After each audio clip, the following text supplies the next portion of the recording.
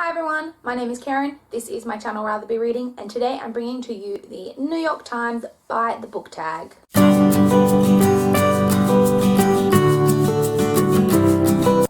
The New York Times by the book tag was created by Marie Berg, so I will leave a link to her original video down below, and I was actually tagged by Mel from That Girl Bookworm, so thank you Mel so much for tagging me. I will also leave a link to Mel's video down in the description below, so make sure to check out both the creator and Mel's videos. The New York Times by the book tag was adapted from I believe a kind of quiz thing that is given to famous people. I don't really know. I don't read the New York Times because I'm Australian. In any event, let's just jump straight into this tag and answer some questions. Question number 1. What book is on your nightstand right now?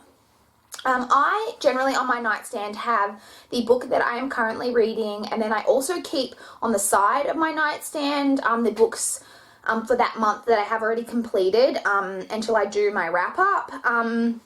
I only have one physical book on there at the moment that I've completed for the month, and that is Cartel by Lily St. Germain. I have completed this, so you will be hearing about this in my wrap-up.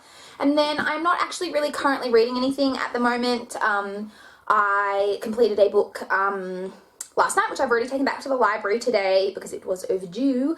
But I do also have my Kindle on my bedside table at the moment, as the next book that I will be reading is on my Kindle. Question number 2. What was the last truly great book that you read? For this one, I think I'm going to have to go with The Nightingale by Kristen Hanna. This is a historical fiction book set in France in World War II that follows two sisters during the war. Book was amazing. I gave it 5 stars. I really do recommend checking it out because it was a really great book. Question number 3. If you could meet any author, dead or alive, who would it be and what would you want to know? For this one, I'm going with Jane Austen, who is obviously dead. I love Jane Austen. I just think she would be a really interesting author to meet. And I guess the things that I would want to know, I just want to know everything. I would want to know what the inspirations were for her stories, what life was like for her, just everything. I'd love to, if I was meeting her in today's world, ask her what she thinks about today's world, just anything. I would love to meet Jane Austen. Question number 4. What books might we be surprised to find on your bookshelf?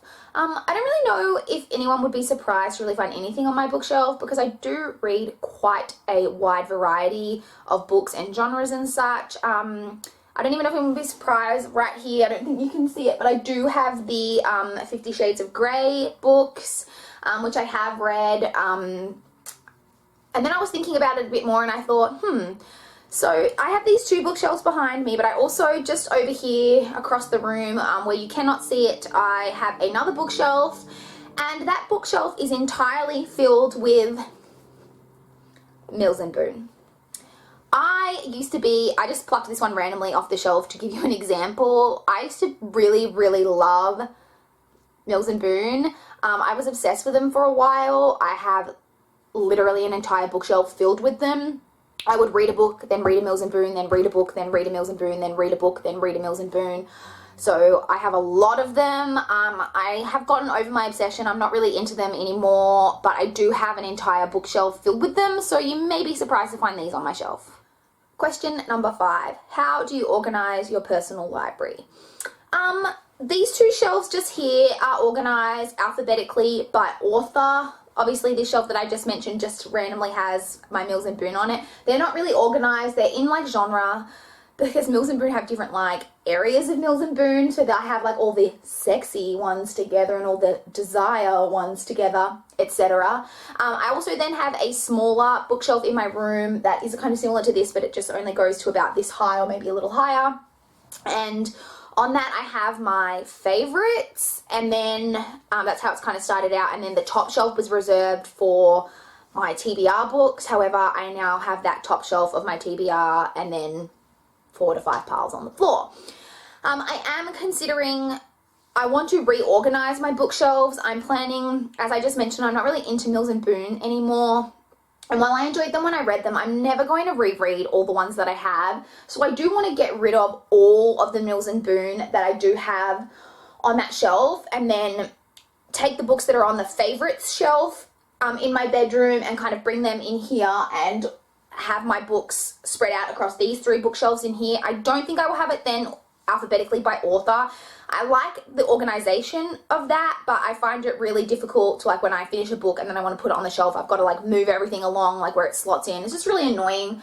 And I have like some books, as you can see, that are set up kind of like this, where they go down, and when you get to, they move along enough and they get kind of to the end of the shelf, and then you need to move it on to the next shelf. It's not like moving one book, you have to move the whole stack. It's just really annoying. So I'm thinking that I don't know how I'll organize it. I think it'll just be probably a bit random of how I kind of want things to go together, what looks good together. I will be keeping authors together, things like that. So I won't be doing any kind of rainbow shelf.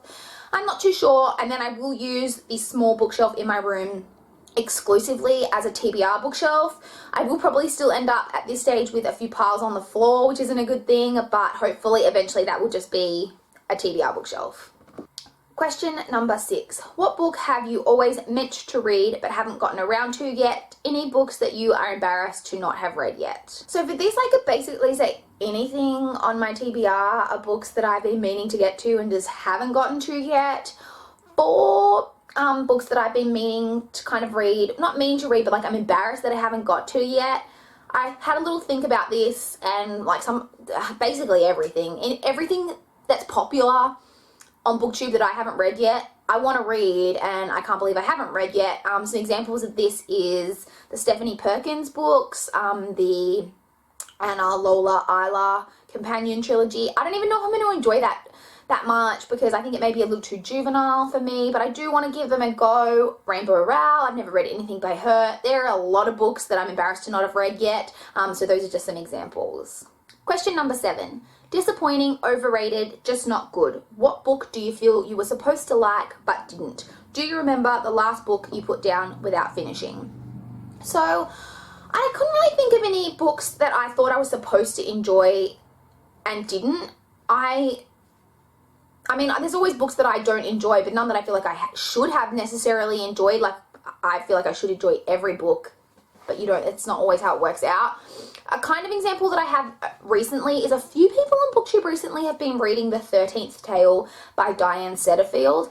I read that book a few years ago, and I gave it a 2-star, and people have been really enjoying it, and I've heard other people mentioning it like that they've read in the past and they really enjoyed it.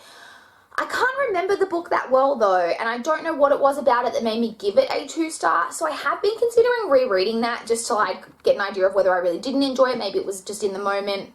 I don't know. And then the last book that I put down without finishing was last year, and that was The Virgin Suicides by Jeffrey Eugenides. I know this is a book that a lot of people really enjoy. I personally just really wasn't enjoying it. I couldn't get into the writing style. I knew the storyline because I've seen the movie, and so I just found it really difficult to push through when I just wasn't enjoying it, so that's the last one I DNF'd. Question number 8. What kind of stories are you drawn to? Any you steer clear of? I am drawn to basically any story. Anything that anyone basically ever says, oh, this was interesting, or this was good, I want to read. There's very few books that I'm not interested in picking up. If I could read every book on the planet, I would, with the exception of like some non-fiction and things like that maybe, but any genres that I steer clear of, again, not really. I am willing to read just about any genre. There are obviously genres that I don't tend to go towards as much just because they're not my like preferred kind of genres, but I am always willing to pick things up in that in any genre, and I do like to kind of read wide variety, so I do kind of try to expose myself to different genres, so there's nothing really that I would steer clear of. Question number 9, if you could require the president to read one book, what would it be? We don't have a president here in Australia, we have a prime minister, so I will change it to prime minister for this question. I don't really know what an answer to this question would be. I don't believe that any real book that a prime minister would read would change anything. So for this, I just ended up going with a book that I would recommend to basically everyone, and I want every human on the planet to read, and that is The Book Thief by Marcus Zuzak. This is what I would recommend to basically any human ever. So if you haven't read it, read it. And that means you, Prime Minister. I mean, maybe the Prime Minister has read this. I don't know. I'm not judging. I mean, maybe he's read it and he loves it. I don't know. Question number 10. What do you plan to read next? The next book that I have to read, as I mentioned, is a book that I have on my Kindle at the moment, and that is Chase the Dark by Annette Marie. This is actually a book that I was sent by the publisher in exchange for an honest review. It is the first book in the Steel and Stone series, and I believe it is a YA paranormal fantasy that follows a girl named Piper who wants to become I'm not sure how you pronounce it, but a consul, which is someone who keeps the peace between humans and demons. But then this magical weapon of some sort is stolen. I think she's framed for that crime, and so she ends up kind of being on the run with her hopes dashed of ever becoming this like keeper of the peace. And I do know that it also, from the synopsis, seems to have kind of a love triangle in it, which I don't mind a love triangle when it's done well, so I hope it is done well in this case, and I'm really looking forward to reading it because it does sound like something that I might enjoy, so I am looking forward to getting to it. So that was the New York Times by the book tag. Thank you again, Mel, so much for tagging me. I am not going to tag anyone because I'm not sure who has done this video and who hasn't, but if you are interested in doing this tag, then I definitely recommend doing it. Please comment down below if you have any comments about any of my answers, or if you have any interesting answers to any of these questions. I would love to chat to you guys down below. Please like this video if you liked it. Please subscribe if you want to see more from my channel. But that's all I've got for this video today. Bye, guys.